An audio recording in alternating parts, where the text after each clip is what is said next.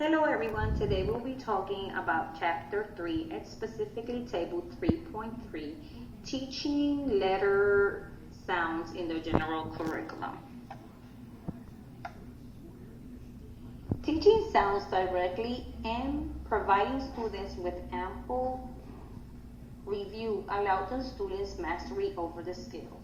Today we'll be teaching the consonants M and S. Hello guys, today we're going to learn some new sounds and letters.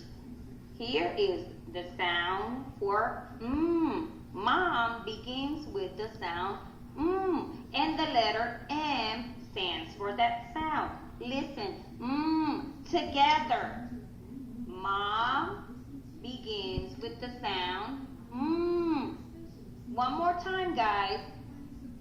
Mom begins with the sound Individual terms. Tori.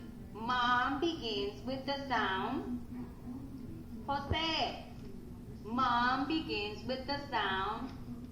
Alright, let's practice our other letter or next sound.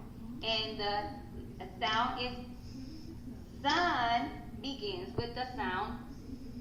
The letter S stands for that sound. Listen. Together, guys.